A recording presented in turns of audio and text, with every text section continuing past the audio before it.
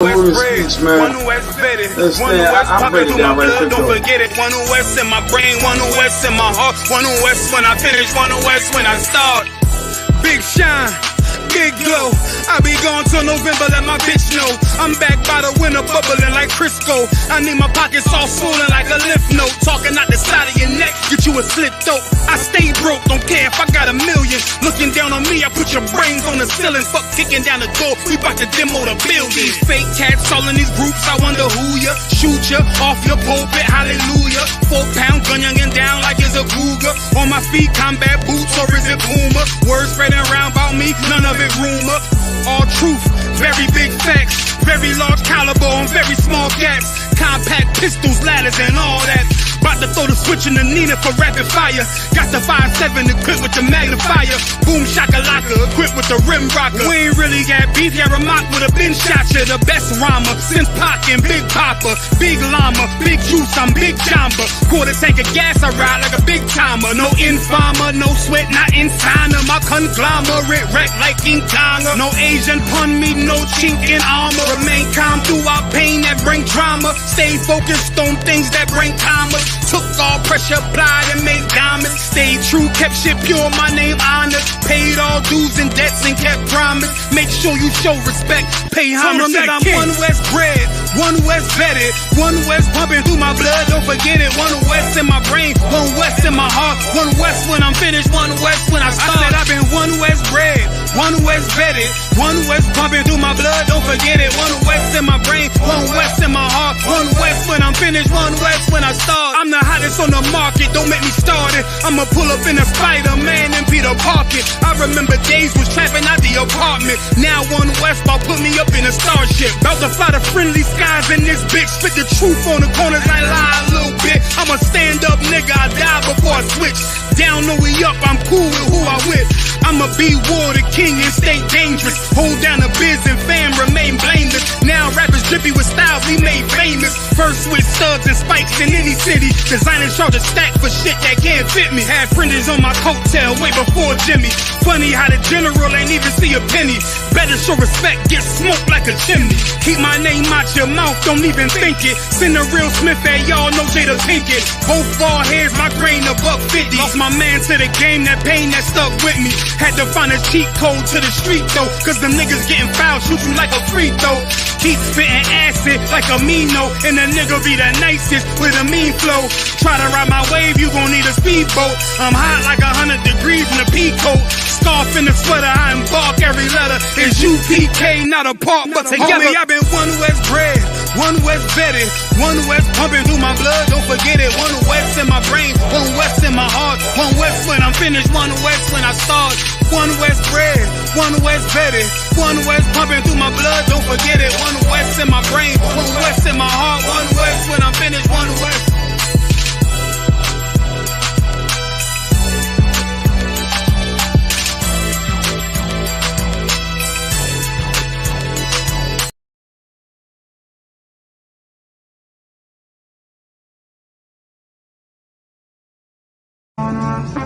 Shalom. It's that time again, Israel. It's the Lord's 54th annual Passover in North Carolina. Y'all know what we do. Y'all know what we came to do. Huh?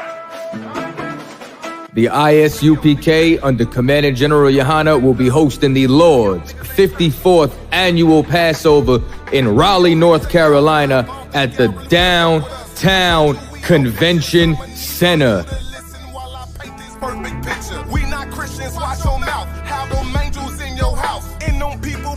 This is something that you do not want to miss. Make sure that y'all bring the entire family.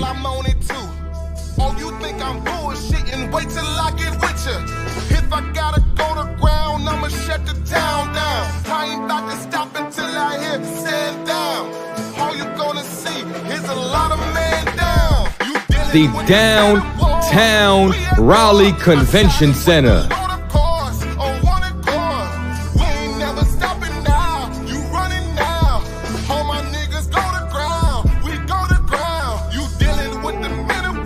For Blacks, Hispanic, and Native Indians. Go to isupk.com to purchase your tickets today. $200 per every adult over the age of 17 years old. We are not the same. No, we not related. I'm not stuck on living. Death is a vacation. My camp undefeated. You cannot debate it. You just want the clout. The We just Lord, want the grace. 54th annual Passover, April the 1st, is coming down to Raleigh, North Carolina. Commander General Yohana has done it again. You don't want to miss this. Pull yourself! Pull yourself!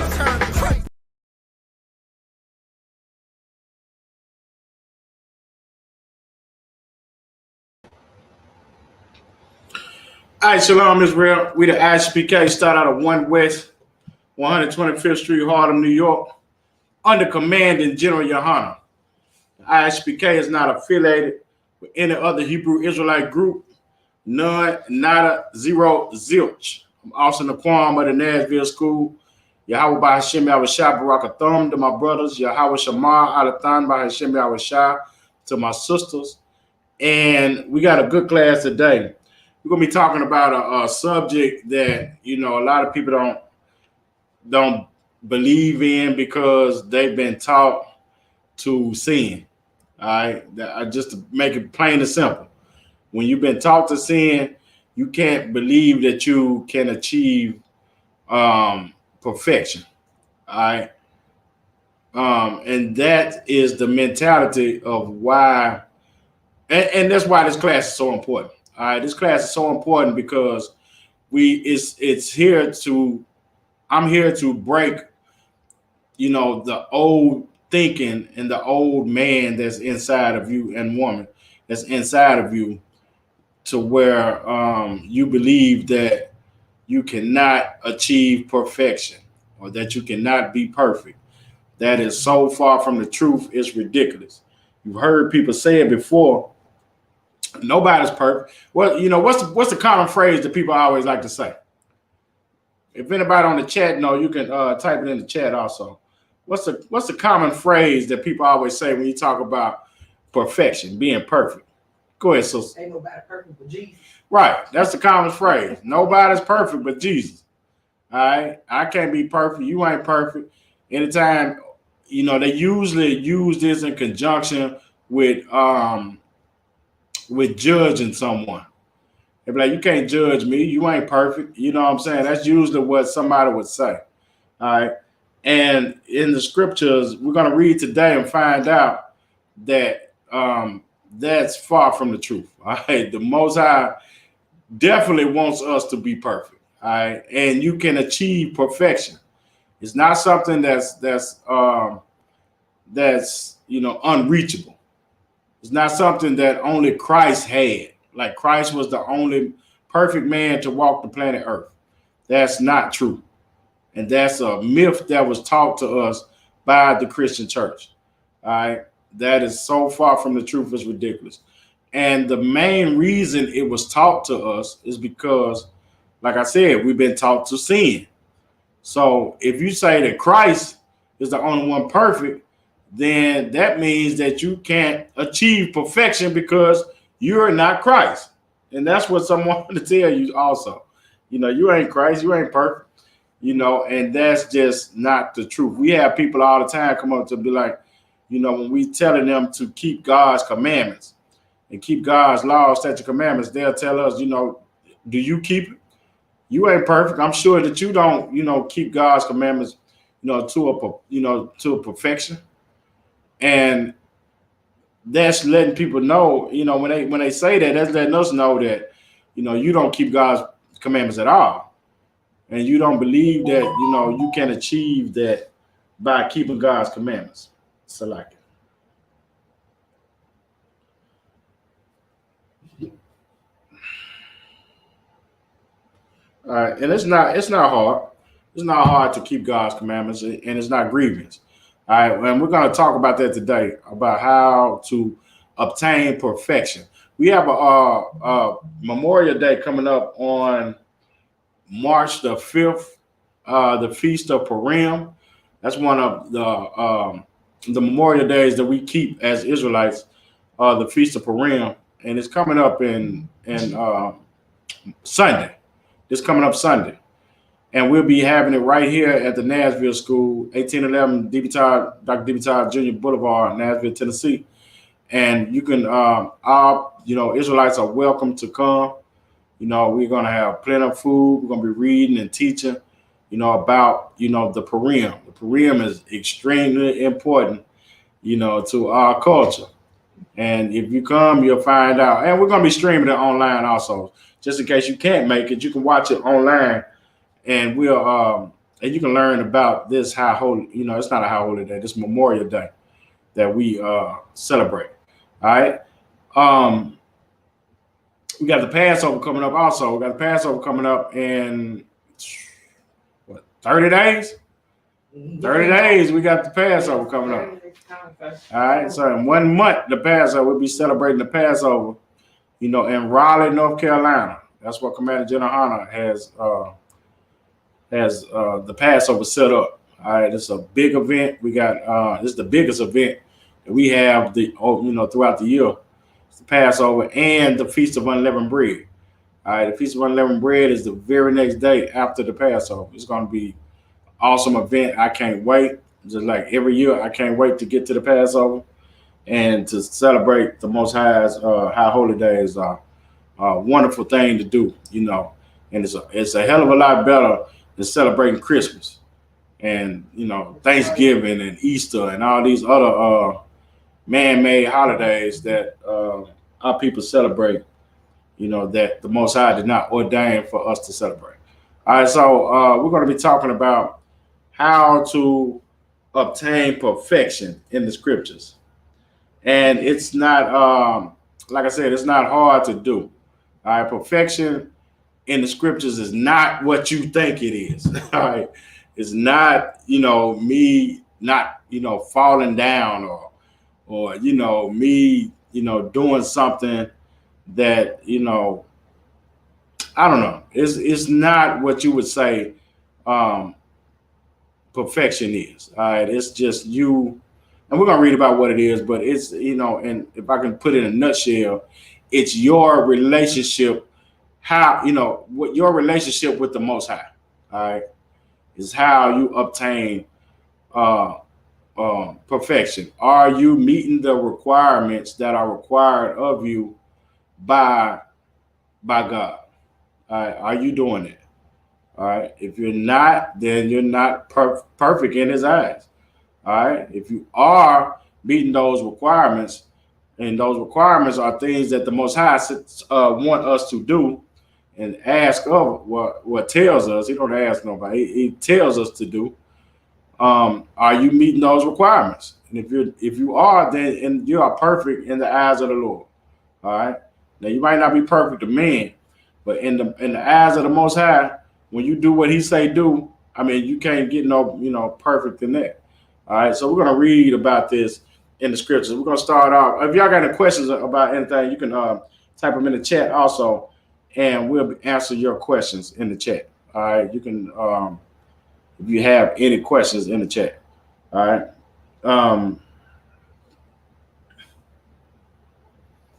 and share the live if you could.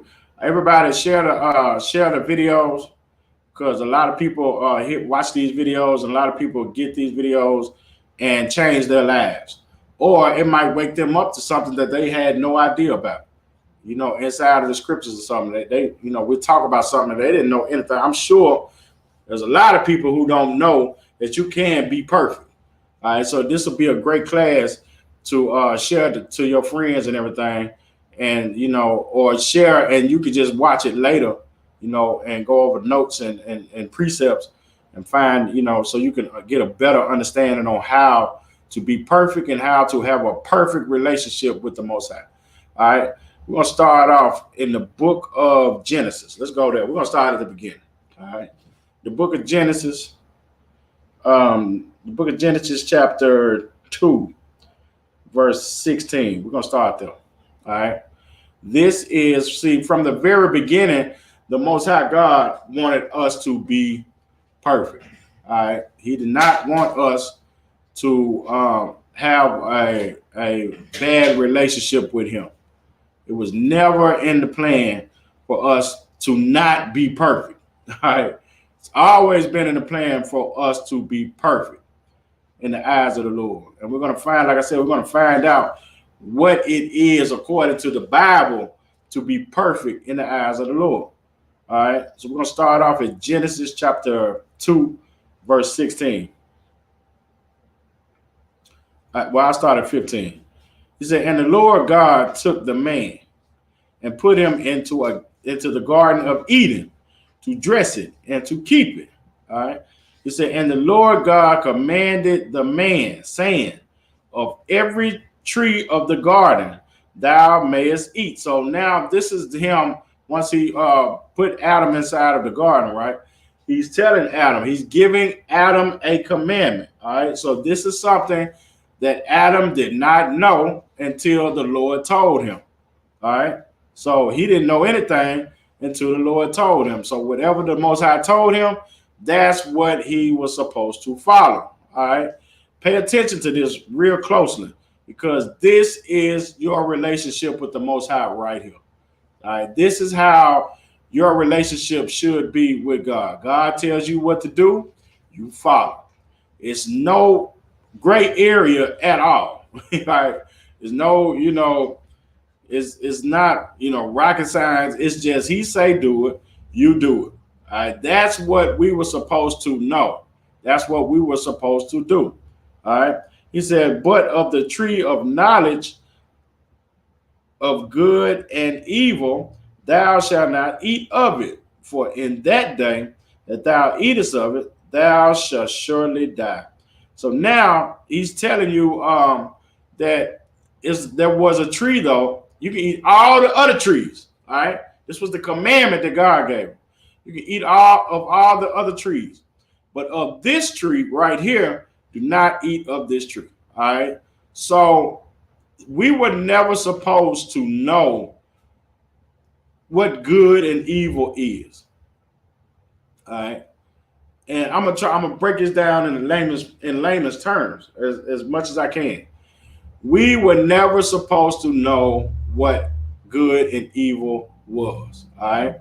That's why he said, do not eat from the tree of good and evil, because we were never supposed to know what good and evil was. We weren't supposed to know what good was. We weren't supposed to know what evil was. Why was it important for God to, why was it important for us not to know good and evil? If anybody in the chat know, you can type it in the chat. Go ahead, sister. Because if you don't know what good and evil is, and you just doing the right thing, it wasn't no choice to do something bad. Yeah, there you go. So get yourself in. All right.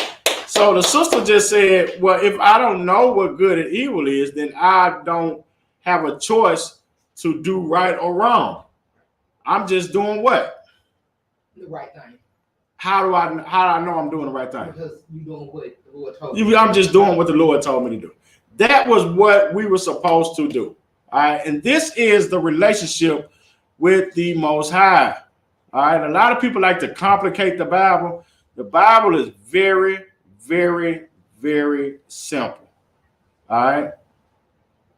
It's super simple, for a dummy like me, to get an understanding, then it got to be super easy. All right. So the understanding that the Lord has given Adam was to just do as I say. All right. There was no, well, maybe I can do this or maybe I can do that. It wasn't that. It was just do as I say. That was the goal that the Most High wanted Adam to have. Adam would never have messed up at all if he would have just done what the Most High said. He said, do this, I do. That is supposed to be our relationship with the Most High. All right. He said he got rules that he wants us to follow. We follow those rules. And we don't know what it means to get punished for not following those rules. All right. So that was the relationship that the Most High wanted us to have. That is how you obtain perfection right there. All right. Clearly, just simply doing what the Most High says do. Adam was never supposed to know what good and evil was. All right. Let's drop that. Go over to Genesis 3. Genesis chapter 3. We're going to start at verse 1.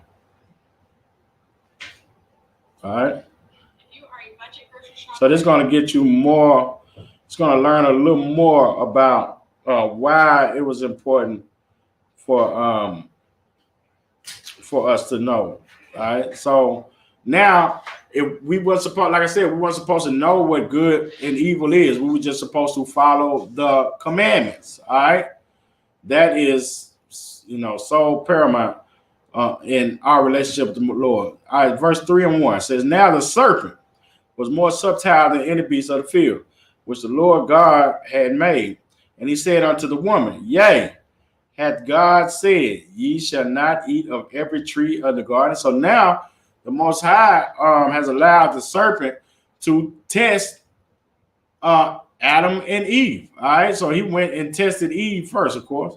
He said, and the woman said unto the serpent, we may eat of the fruit of the trees of the garden. So now she's telling her what Adam had told her. All right. Adam had broken down to her what the Most High said that they should do. All right. So all she knew was what? We can eat of this tree, all these trees right here. All right. He said, but the fruit of the tree which is in the midst of the garden, God has said, ye shall not eat of it, neither shall ye touch it, lest ye die. So now he's telling her, so now she's breaking down to the serpent. Well, the Most High said that we could eat of all these trees, but the one in the middle of the tree, in the midst of the garden, we are not allowed to eat. All right, so this is all Eve knew. All Eve knew was what Adam taught her. Right. All right, that's all she knew. She didn't know anything different other than that until today when the serpent came, and now he's finna try to teach her something different than what God said. This allegory, right, is so paramount to today. It's still today. This is our relationship with the Most High. Most High said for us to follow his commandments. And then now there's knowledge of good and evil with us. So now we, our eyes are open to the point where now we see that there's other avenues which to follow. The serpent was another avenue for us to follow. All right. Besides the commandment of God. All right. He said, but verse 4, and it said, and the serpent said unto the woman, ye shall not surely die. He said, for God doeth know that in the day ye eat thereof, then your eyes shall be open, and you shall be as gods, knowing good and evil. So now the serpent is telling her, if you eat from this tree, the reason why God didn't want you to eat from this tree is because you would know things that he knows. You would know something other than what he told you. All right, that's why he didn't want you to eat. Which the serpent was telling the truth. The serpent, he was he told him the truth. If you eat of this tree, you're gonna know things that you're gonna know good and evil. All right, they did not know good and evil before this tree, before the serpent came. So when he told them, that they would know good and evil, that opened up an avenue in their head to be like, okay, well, what's good and evil? You know what I'm saying? Let me find out what good and evil is. And I always try to make it equivalent to touching a hot stove. All right. You tell your children, do not touch this stove because it's hot. What is going on in a child's mind? Touch the stove. I need to touch the stove just to see what it feels like. All right. Even though you said I shouldn't do it, and you're saving me from being burned, if I just listen to you, I want to do it anyway. That's what happened in the garden. All right. That's what happened in the garden. And that took away us, being perfect, from the jump. All right. Once we start to learn, well, if I do touch this, boom, I'm finna get burnt. So now I know what it feels like to what? Be burnt. All right. I didn't have to know this at all. All I had to do was not touch the stove. All they had to do was not eat from the tree and from the midst. You dig what I'm saying? And these are, this is very important to know when we are trying to follow the commandments of God. All right. When we want to be Christ-like. All right. Christ was a man who followed the commandments of God, and that's what made him perfect. He wasn't perfect just because he was Christ. He was perfect because he was obedient. That's what makes you perfect. Let's drop that. Let's go to, I'm trying to speed through this too. I'm not going to take all day. I got a lot of precepts on this. All right. Let's go to Genesis 17. Genesis chapter 17 and 1.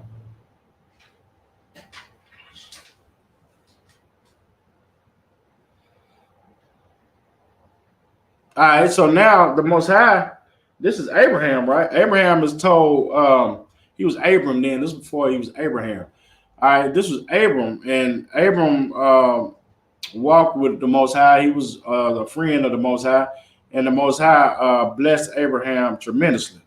And, we are offsprings of Abraham.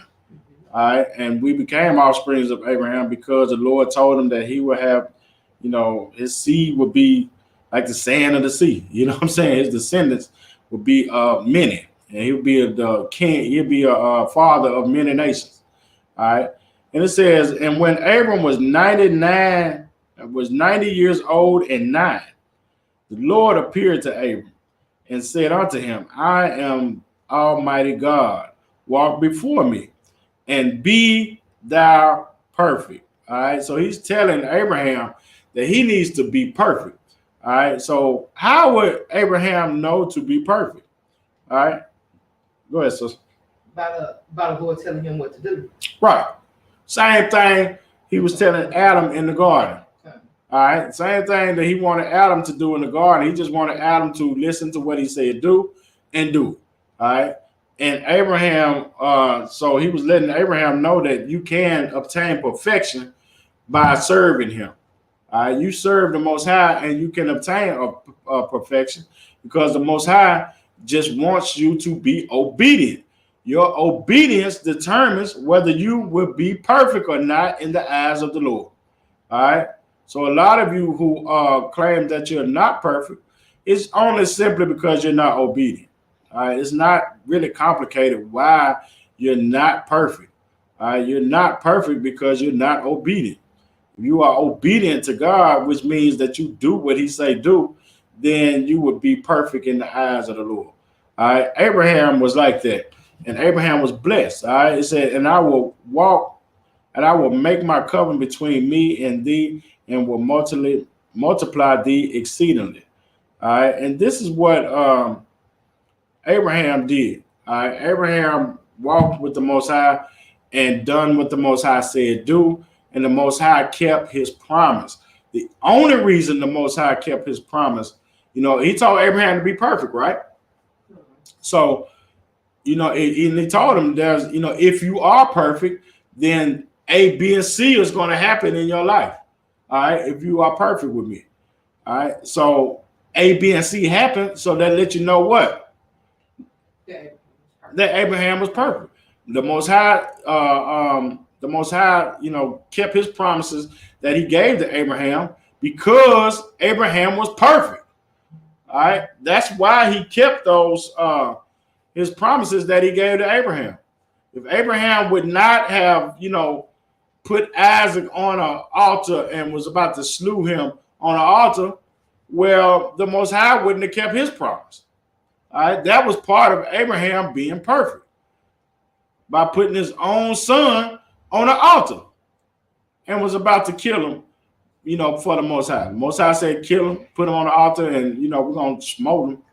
You know what I'm saying? And, if, to see if you really down, if you are really perfect. All right. So that counted as him being perfect by him putting his son on the altar and all the other things that he told Abraham to do, and Abraham done it. That's how he was counted perfect. All right. This is how you are perfect in the eyes of the Lord, y'all.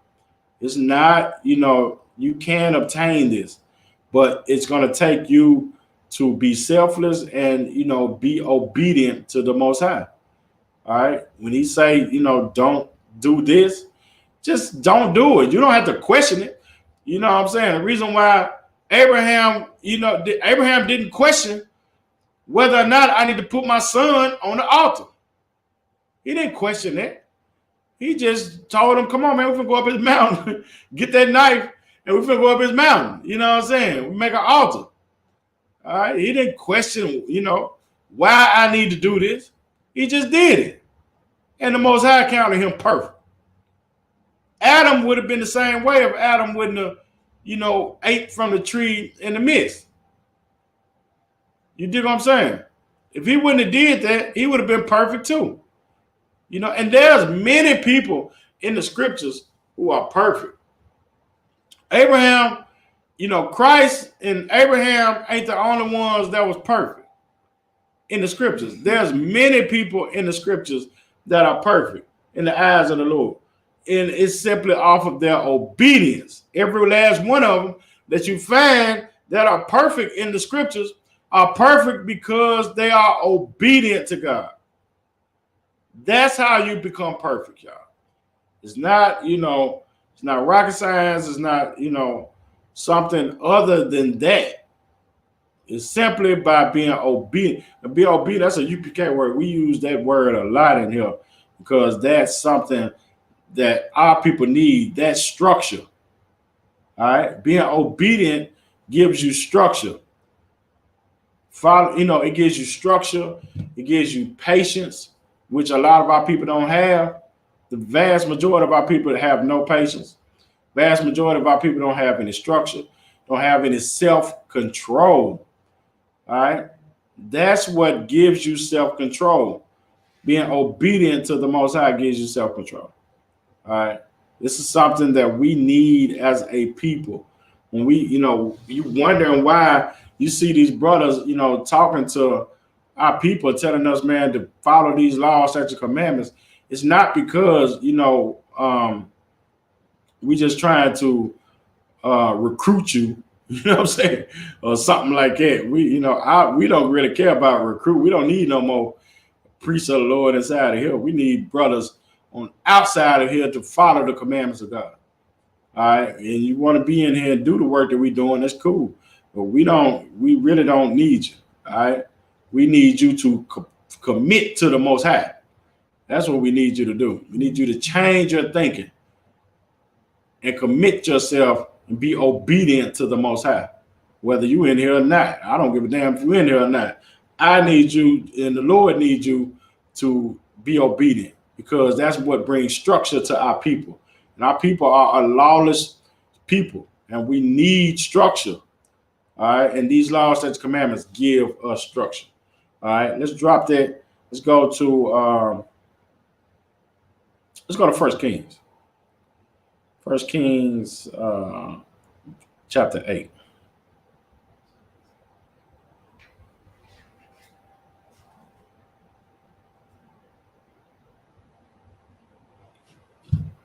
So like,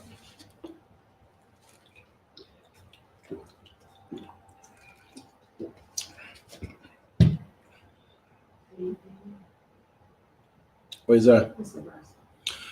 2 Kings chapter 8, verse 56. Let's start at 56.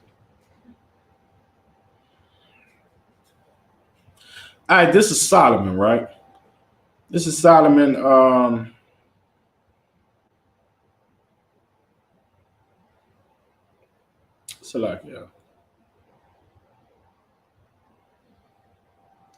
This is Solomon. All right, Solomon was giving a prayer unto the Most High. He prayed unto the Most High when he first became king, right? This was the Most High. Asked him what did he want. He told him, Most High, I want wisdom, knowledge, wisdom, and understanding to be able to lead your people. All right. And the Most High gave him all the riches in the world and knowledge, wisdom, and understanding. All right, because he didn't ask for riches. The Most High gave him riches. All right. So this is Solomon. He was praying for the people, right? And when he got through praying, he he was on his knees praying to the Lord, and then he got up and then he started to just talk to the people and then explain to the people why he was praying to the Lord the way that he was praying. All right. I'm gonna start off with verse 56. Verse 55. All right. He said, and he stood and blessed all the congregation of Israel with a loud voice, saying, blessed be the Lord that have given rest unto his people Israel, according to all that he promised. There have not failed one word of all his good promise, which he promised by the hand of Moses, his servant. So when he was bringing the children of Israel out of Egypt, he was giving them, he promised Abraham, that they were going to inherit the land of milk and honey. All right, they was going to inherit the land where the Canaanites were living, and that would be the land that he would call his own and give it to his people. All right, and all the other promises that he gave the children of Israel, Solomon is letting them know that he didn't break not one promise.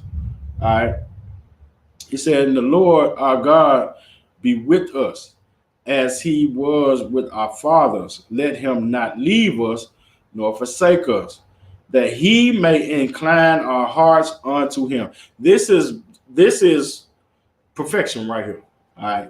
This what it means to be perfect in the eyes of the Lord. All right. That is, Solomon is letting you know that the Lord, he wants us to incline our hearts unto him. Your heart is your mind, your thinking, everything about your being should be focused around whether or not the Most High is happy with what I'm doing. All right. That's you being perfect. All right. Whether or not, I want everybody to understand what I just said. He said that ye may incline our hearts unto him, to walk in all his ways and to keep his commandments and his statutes and his judgments, which he commanded to our fathers. All right. So when you walk in the ways of the Most High, all right, you incline your heart to the Most High. All right. This is you becoming perfect. You have your whole being based on whether or not I'm doing the right thing that will make the Most High happy. Am I doing what's making the Most High happy? This is you being perfect in the eyes of the Lord. All right. Following his laws, such commandments, and walking in his ways. And let not these words where I have made supplication before the Lord, be nigh unto the Lord our God day and night. Be near to the Lord God day and night. And he maintained the cause of his servant and the cause of his people Israel at all times, as the matter shall require. So the Lord will be able to hear us if we are perfect. If we are keeping his commandments, if we are, walking in his ways, if our heart is inclined to him, he will hear our prayers. This is how you get your prayers answered. You don't get your prayers answered by hollering. The more you holler, the Most High ain't gonna hear you. I know you like to hoop and holler and walk the pews and turn cartwheels down the aisle, and that's not gonna get his attention. You know what gets the Most High's attention? Obedience. That's what gets the Most High's attention. You want him to hear your prayer? Be obedient. You want the Most High to, help us as a people? Well, we have to be obedient to him. That's how we get our prayers answered. All right. He said that all the people of the earth may know that the Lord is God and that there is none else. Let your heart therefore be perfect with the Lord our God, and to walk in his statutes and to keep his commandments as at this day. So he's telling you how to be perfect. King Solomon was one of the smartest men. Well, he probably the smartest man ever walked the planet Earth. All right. I say up under Christ. All right. He was smart. All right, but he understood and knew how to, and what he's explaining to you is how to be perfect. Your heart has to be perfect with the Lord. All right, you have to, have the same thinking as the Lord has. You have to be able to, forgive. You know what I'm saying? There's so many different, things that you'll have to do in order to be perfect. Do the work of the Most High. You have to have compassion for His people. You cannot, be evil and wicked, and and think that you are that the Most High is going to hear your prayer, or that the Most High is going to, look at you and be proud of your acts. Ask yourself that: is the Most High proud of the things that I do on a daily basis? That's something you can ask yourself. How close am I to obtaining perfection? If you put it on a scale like from 0 to 100, where are you on that scale of perfection? Am I at 0, or am I at 50, or am I at 75, or am I at 100? Where am I at? All right, and that's how you once you grade yourself, then you'll be able to know what you need to do to get to 100. All right, that's something that's important. That your heart be perfect with the Lord and walk in His statutes and to keep His commandments. Are you walking in His statutes? Are you keeping His commandments? This is what's important to Him. The Most High don't care about anything above obedience. All right, I don't give a damn what you claim that you're doing. Are you obedient to Him? You dig what I'm saying? That's really where perfection starts, and that's where perfection ends. In your obedience to Him. All right, we're going to drop that. Let's go to and y'all have any questions? Like I said, I'll answer your questions. If you have any questions online, if you have any questions, just type them in.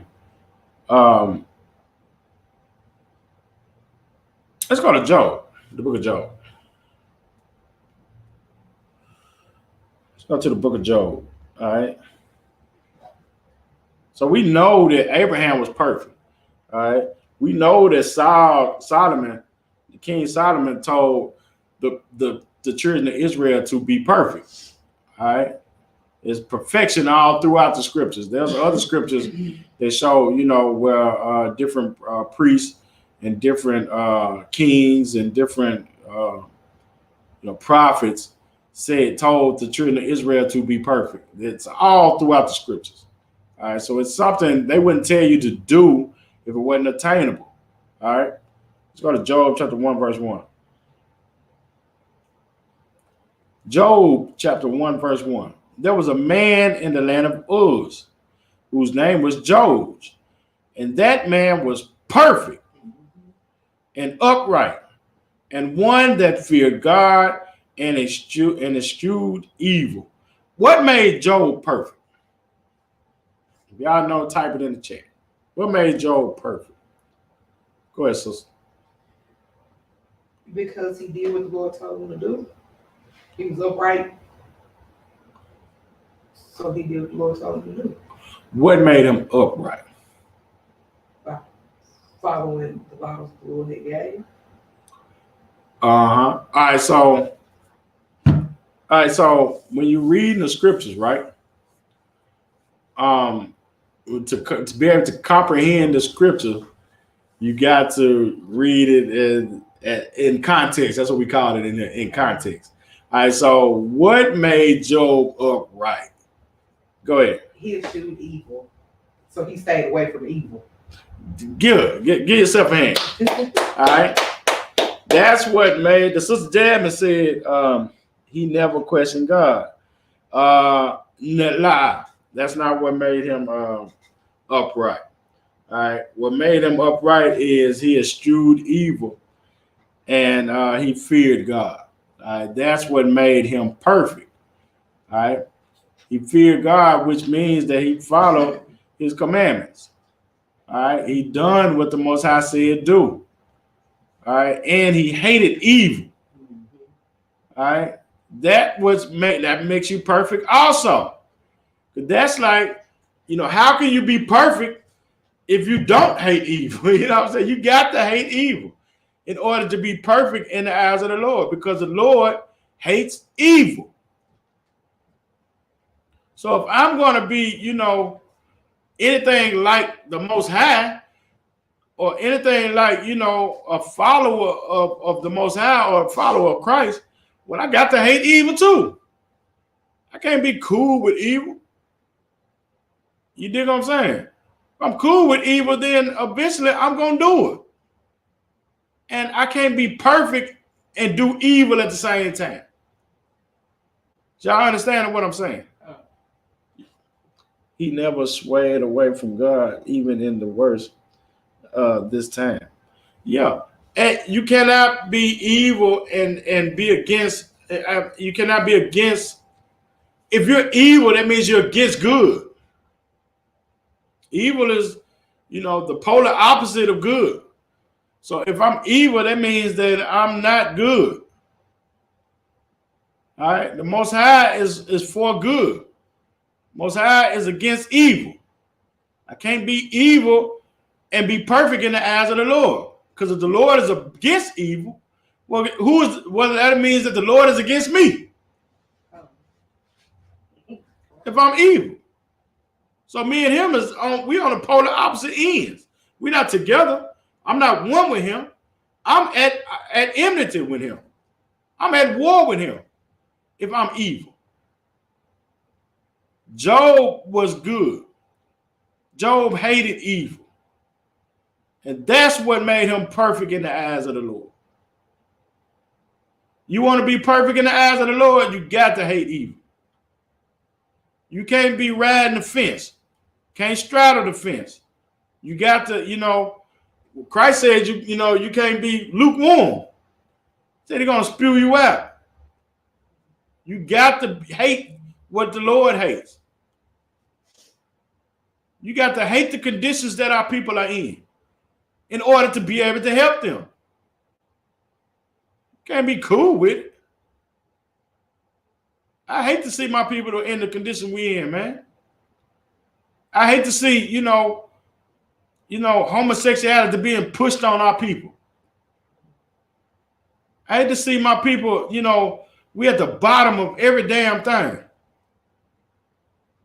And the only way we think that we can get on top is to be evil to one another. We hate to see one another grow. We got to be evil to one another. I hate to see that, man. You got to hate evil in order to be perfect in the eyes of the Lord. You want to learn how to be perfect? This is how you do it. Same way Job was perfect in the eyes of the Lord. Well, Job was perfect because he hated evil, man. He hated what the Lord hated. I hate to see my sisters, you know, I run around half naked every day, man. We just, you know, it's like we don't have no chill at all, man. And we out here, you know, struggling and fighting for us to just change our ways. We just want our people to try something that's going to change our ways. We hate the way that we living. The way that our people are living, man, we hate it. We hate that we've been taught this. We hate that this is the norm. Evil is the norm for my people. For the chosen people of God, evil is the norm. How the hell can you not hate that? Somebody got to hate it. And it got to be us. And that's how you become perfect in the eyes of the Lord. You want things to happen, the Lord to move mountains for you. Well, you got to love what he loved and hate what he hated. All right? Let's drop that, man. Job was perfect. He was so. Let's just let you know, Christ wasn't the only man perfect. The scriptures, we already read 2 scriptures that said 2 different other people was perfect. So it ain't about just being, you can't be perfect because Christ is the only one perfect. That's a lie. The Bible don't say that. The Bible said there were many people who was perfect in the eyes of the Lord. And Job was one of them. Let's go to Psalms, the book of Psalms.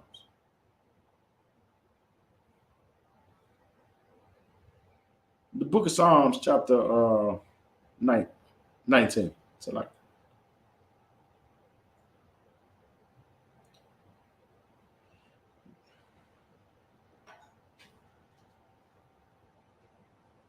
the book of Psalms, chapter 19, and verse 7. Verse 7. The book of Psalms, chapter 19, verse 7. The law of the Lord is perfect, converting the soul, changing the soul. All right. The testimony of the Lord is sure, making simple, Salaki, making wise the simple. All right. This is so true. I've seen how the law doing just simply doing God's law will make you smart. Right. I've seen this. All right. By simply following the commandments of God, following the law of God will make you smarter. I've been in battle. Listen, let me tell you something.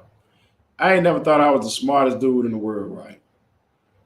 But I've been in battles with people on the streets who have PhDs, who are doctors, who are lawyers, who are some of the greatest thinkers on the planet Earth. And I made them look this big by the time we got through with it.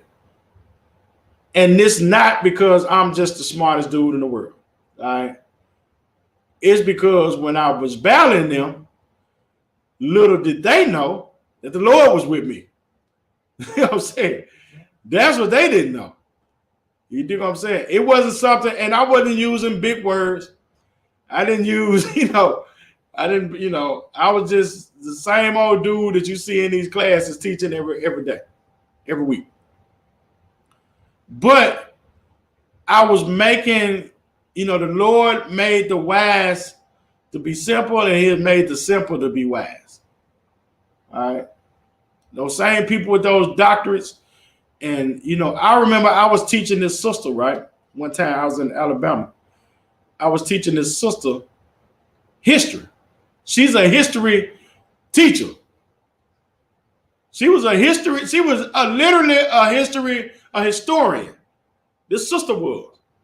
And I was teaching her about, Black history that she didn't know. And she looked it up while she was at camp and was like, wow, I didn't even know anything about any of this. Because she was educated in the oppressor's educational system. So, of course, she was just taught what he was teaching her. And she didn't do any extra research, and all she knew was what, but she was a professor at, what they was teaching. And I was just a dude out the projects who loved the Lord, loved the Lord's people, and followed the commandments of God. And was able to teach her something that she still be coming to camp to this day.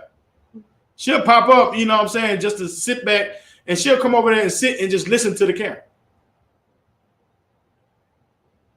And this is somebody, who if I was never following the commandments of God, I would think that she knows way more than me. You dig what I'm saying? And it's not, and that's something, and I'm not bragging like I'm just, some smart dude, because I'm not. It's just that I keep the commandments of God. And they make me wiser. And they make me stronger and smarter. That's why we're so, fervent about teaching it to other people. Because we know what it does to our people. And what it can do to a man who've been beaten down his whole life, how it can give him strength, how it can rise up a nation of people, man. This ain't something, we're not Muslims. We don't believe that Islam can rise us up as a nation. We don't believe that Christianity can rise us up as a nation. Because it tells us not to keep the laws of God. We don't believe it. We've seen with our own eyes what it can do to our people and how it can make us different than the rest of the world. And that's what the Most High wants us to be. You want to be perfect in the eyes of the Lord, you have to be different than the rest of the world. That's how you become perfect. The commandments of God are there to make you different than people who are not following the commandments of God.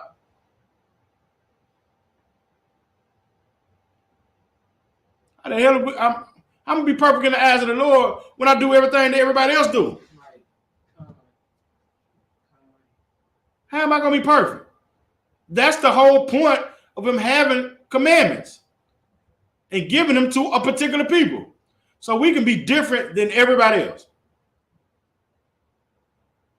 That's how we become perfect, by being obedient and doing what everybody else is not doing.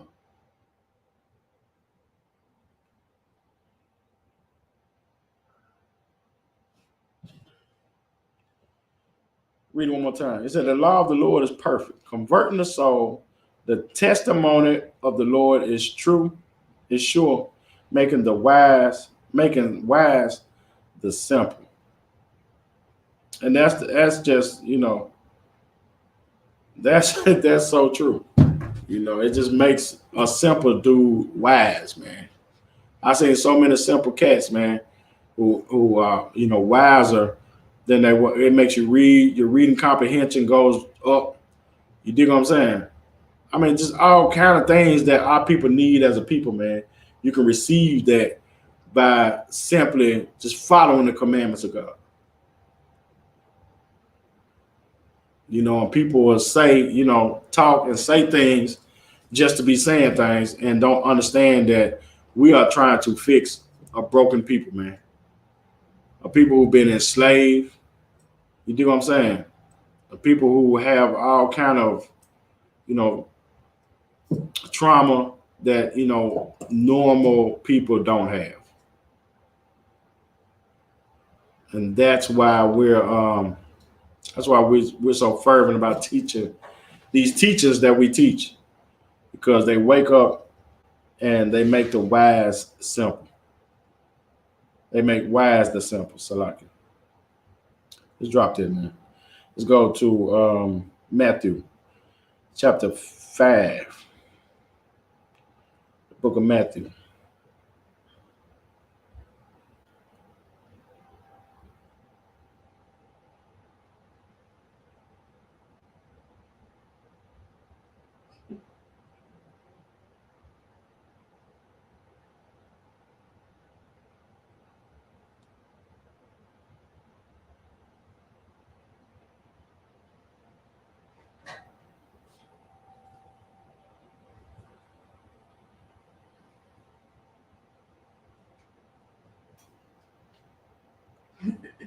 All right. I'm starting at verse 46. Matthew chapter 5, verse 46. And this is what I was talking about just a second ago. All right. About how we have to be different than other people. All right. And it says, for if ye love them which love you, what reward have ye? Do not even the publicans do the same? All right. So it's saying, if we just simply love the people who love us, all right, how are we different than other people? Everybody do that. All right. When you are following the commandments of God, right? Well, I have to learn how, if I'm following the commandments of God tell me to forgive my brother. All right.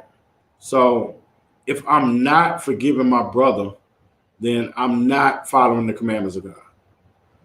If I'm only loving people who are in my clique, then I'm not following the commandments of God. You do what I'm saying? If I'm only, helping out people who I like, you do what I'm saying? Then I'm not following the commandments of God. When somebody else, another person who I don't like is in need, and I don't help that person. I don't help that person because I don't like that person. Now, I have the means to help this person, but I just don't like him or her. So now I'm not going to help them. Well, don't everybody do that? Don't everybody do that. Everybody do that. I don't like them. I'm not helping them. You know what I'm saying? Everybody do that. So how am I different than everybody else? If I'm doing the exact same thing that somebody who has not been commanded to do this, I'm doing the same thing that they're doing. So I'm doing evil when I've been commanded to do good.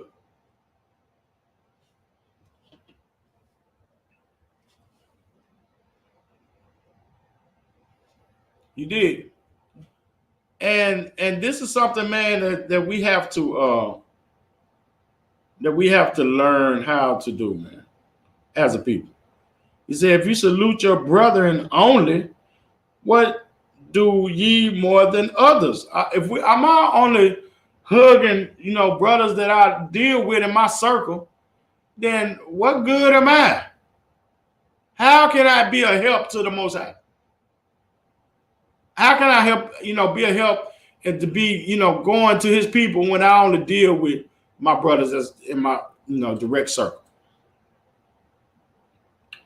He said, be ye perfect, therefore, even as your Father which is in heaven is perfect.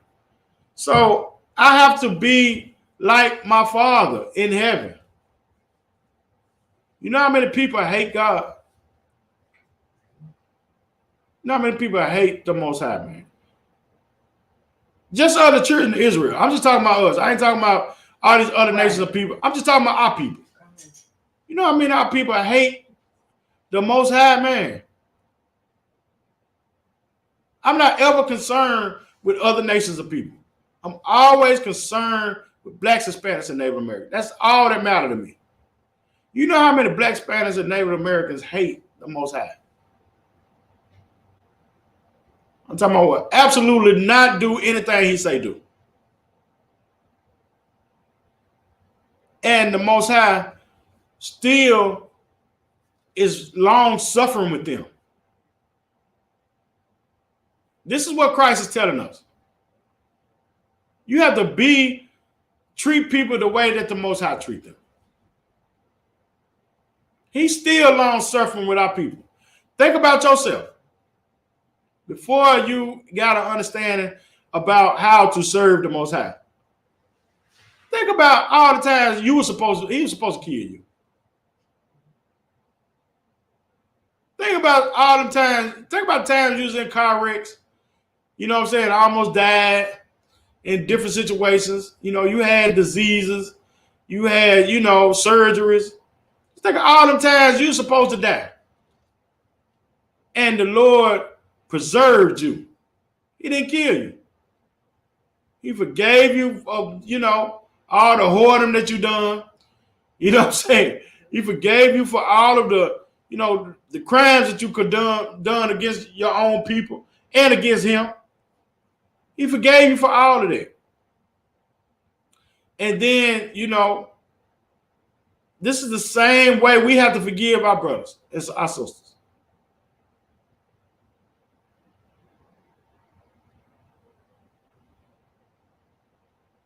We got to help them. We got to counsel them. We got to tell them what's right. We can't be as the publicans. You have to be more. It's more than just following the law, statutes, and commandments, y'all. That's the bare minimum. There's more to it. You have to follow the Most High. Not only you have to follow him in the spirit also. You have to be in the same spirit that Christ was in. Them same people who wanted, you know, Judas wanted to kill Christ, right?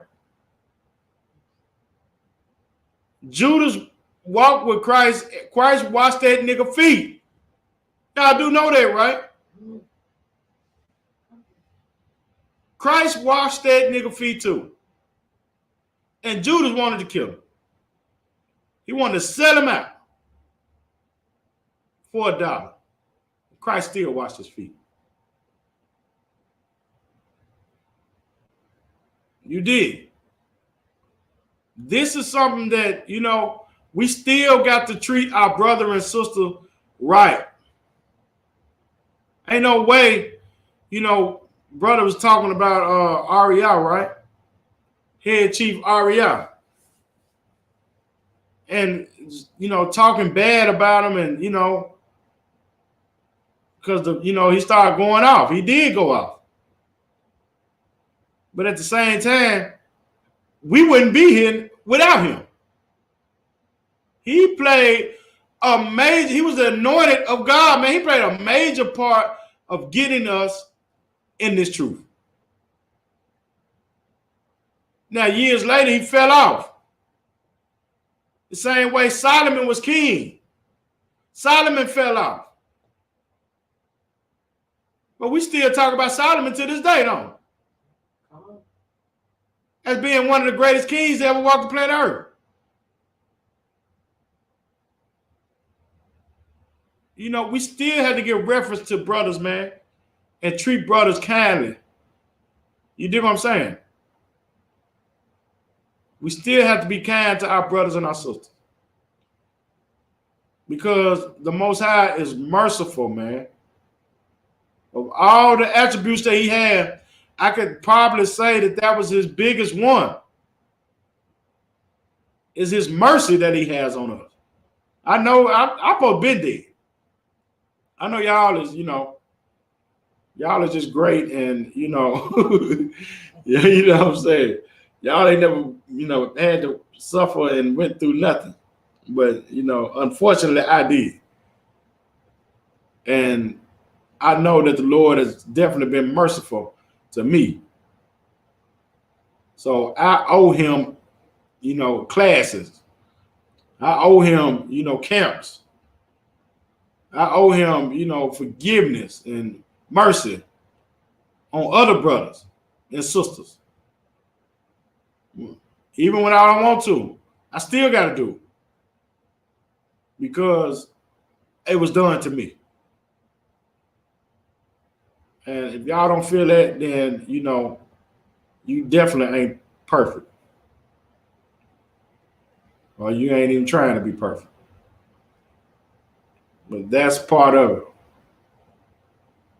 You have to have the same attributes as your Father in heaven is. Same way Christ had those attributes. But you can't be Christ-like and not be perfect.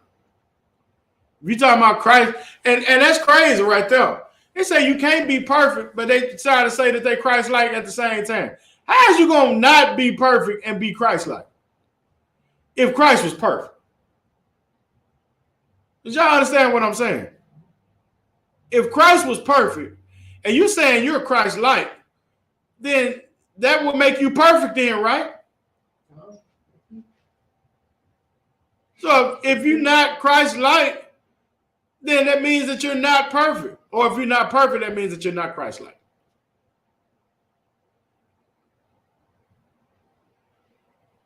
So I get it. You know, the ones, you know, they try to say that they're Christian means Christ-like. Well, that means you're perfect. And they'll hurry up and be like, no, I ain't perfect. I know you're not perfect because you're not Christ-like. That's why you're not perfect. Christ kept the commandments. Christ showed mercy. Christ, you know, had forgiveness. kindness. You know, he had all the fruits of the Spirit. Well, you don't have it.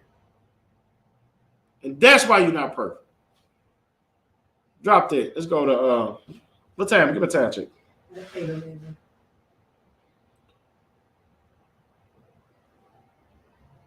Matthew 19. So like Matthew 19. Let's go there real quick. 19 and 21. Well, it's just a precept. Hold on, let me make sure. No, Matthew 19 and 21. Matthew 19 and 21. Yahushua said unto him. So this is the man, this is the brother, the rich ruler, right? And he was telling them how to gain the everlasting life. And he told him keep the commandments. He was like, which ones? And he started breaking down all the, the commandments. All right? He told him to keep God's commandments. That's how you get eternal life. All right. And he said, well, I kept them out from my loop, which one I lacked. He said unto him, if thou wilt be perfect, go and sell that thou hast and give to the poor, and thou shalt have treasure in heaven, and come and follow me. So now Christ is giving them a blueprint on how to be perfect in the eyes of the Lord. All right. You follow the commandments, check. He checked that out. Yep, I do that. He said, so what's going to make you perfect is you're going to have to help the homeless, the poor. Go break down and give all the stuff that you have to the poor. Why was he telling them to give all that he had to the poor? If anybody in the chat know, write it in the chat. Why was Christ telling him to give what he have to the poor? Anybody? Anybody online know? Go ahead. Sorry. Go ahead. Is it? Okay. Would it be to see if he will be selfless, if he willing to give up all his belongings so he can come and follow? Get us up here. Right. He wanted him to give to the poor because that's like I said, there is no commandment saying be selfless. You dig what I'm saying? Thou shalt be selfless. It's not a commandment to say that. There's not a law that says that or anything. That's an attribute. And that's what, when I was reading earlier when it's saying make your heart inclined to the Lord. That's your heart inclining unto the Lord. That's you becoming, that's you walking in his ways. So I have all of these riches.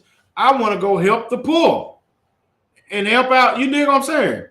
And follow Christ and start to, go heal brothers. That's you becoming perfect. You know who else did that right there? Moses did that. Moses was, number 2 in Pharaoh's house. Moses gave up all of that to go be poor with his brothers. This is what Christ was telling, and Moses did it. He left number 2 in Pharaoh's house to be poor with his brothers and to walk in the wilderness for 40 years with some knuckleheads. He'd rather choose that than to be number 2 in the house of a heathen. This is what, and this is what Christ was telling Moses to do. Because you can love your riches more than the Most High. That's true too, sis. You can love your riches more than the Most High. And he was trying to see if that's what was going on with him. He told him, if you want to be perfect, give up them riches. Because them riches is what's keeping you from being perfect. Give up them riches. And guess what he said? I don't want to be perfect. Right. That's what I got to do. I got to give up these riches to be perfect. I got to, give up, my position in life and come be poor with you and walk around with you with no money. Nah. I'd rather sit in this pulpit. You do what I'm saying? I'd rather sit up in the pulpit, you know, on high and look down on y'all and talk, you know, like I'm somebody, than to, you know, actually be walking amongst the lepers. Like your pastor was doing during COVID. You did. They wasn't going to no hospitals.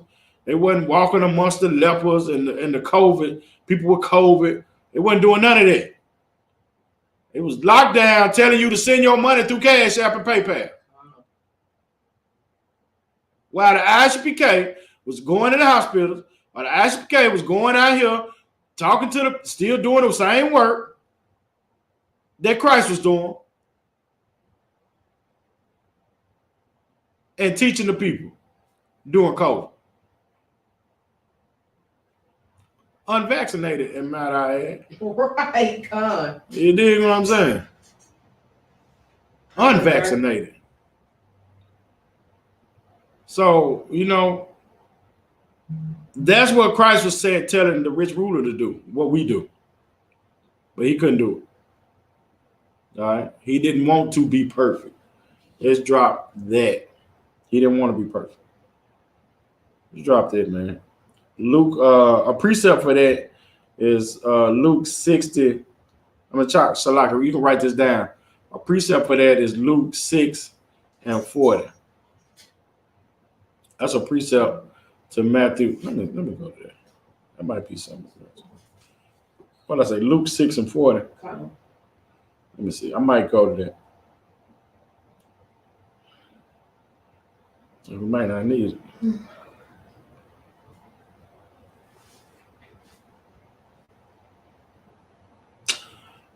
All right, it says the disciple is not above his master, but everyone that is perfect shall be as his master. That's what I was just talking about just a minute ago. When I was saying if you Christ-like, then you would be perfect. I don't want to hear nothing about it. You know, I'm a Christian, that means Christ-like. But I'm not perfect. I can't be perfect. Ain't nobody perfect but Christ. Well, you ain't Christ-like then. How the hell is you Christ-like and you ain't like Christ? I mean, you can't make this stuff up, man. You dig what I'm saying? The scriptures say, man, the disciple is not above his master. He said, but everyone that is perfect shall be as his master. You want to be perfect like your master? But do as your master do, and you'll be perfect. You can obtain perfection. You know why you can't obtain perfection? Because you don't do as your master do.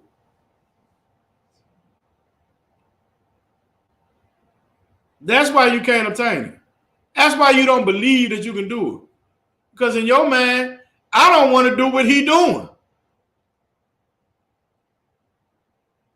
It ain't that you can't do. So you can't forgive somebody?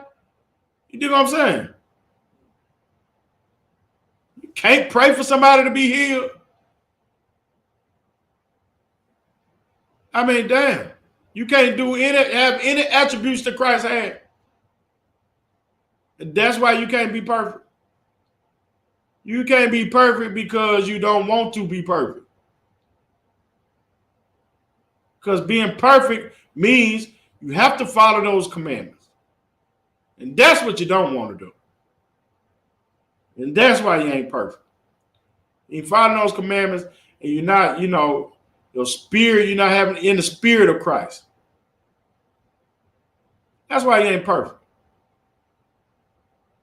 But we teach in the ISUPK, the Israelite School of UPK, Universal Practical Knowledge, we teach perfection. We teach that if you follow Christ, you will be perfect. You'll be perfect. And we expect you to be perfect. We don't expect you to, you know, man, I can't be perfect, man, you know. Now, we don't expect you to just run around and be like, I'm perfect. Look at me, I'm perfect. No, that's up to the Most High. But if you follow the commandments of God, you are Christ, Christ-like, you are actually Christ-like, well, you definitely are perfect, bro. And sisters, you're definitely perfect. Let's go to 2 Corinthians 13. I'm gonna end it with that. So 13, what's that? 2 Corinthians 13 and let me see, 11.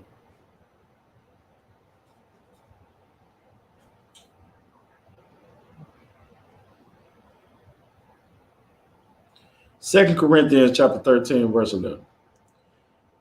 Finally, brethren, farewell, be perfect, be of good comfort, be of one mind, live in peace, and the God of love and peace shall be with you. All right. The Most High, he wants us to be in one mind. All right. That's how we are perfect as a people. You can be perfect as an individual, but as a people, in order for us to be perfect, we have to be in one mind. All right. I can't, and this goes, you can even use this for households. All right. Your household have to be in one mind for that household to be perfect. Us as a people have to be in one mind for us to be perfect. We can't be thinking, one thing is good and the other one's not. You're thinking that this way is good. I'm thinking this way is good. And, we are scattered in our thinking. Well, you serving this God, I'm serving this God. That's, us being divided as a people. We are not divided. We are not together as a people because we are not in one mind, one like mind. A lot of people always talk about how can we come together? Well, we definitely can't come together with you serving a God that I don't serve. We definitely can't come together with you, loving evil and I'm not. You dig what I'm saying? That's just not, we can't, it's impossible for us to come together in those circumstances. I can't, I hate to see a sister on a strip pole and you love it.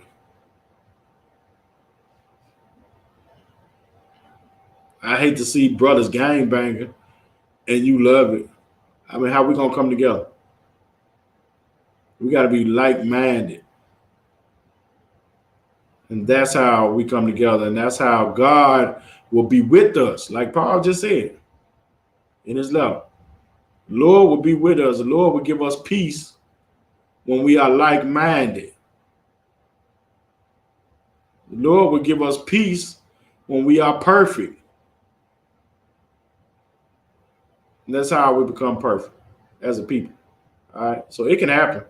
We just gotta learn what it is, learn how to obtain it, and learn how to do it. And peace will be the end result of us. And what peace means in the Bible when it comes to our God, it ain't us sitting around, Indian style meditating and saying harmony, harmony, harmony. It's about us being with peace and the Lord ain't killing us. That's peace. We are at peace with our God. Because right now we at war with him. And he is, not going to lose that battle. But in order for us to be at peace, we have to do what he say do. And that's how we're at peace with our God. All right. And with that, y'all got any more questions about anything? All right. With that, we the Israelite School of Universal Practical Knowledge. Start out at 1 West, 125th Street, Harlem, New York, under commanding General Yohana. I'm Officer Naquam of the Nashville School, and that's my time. Shalom.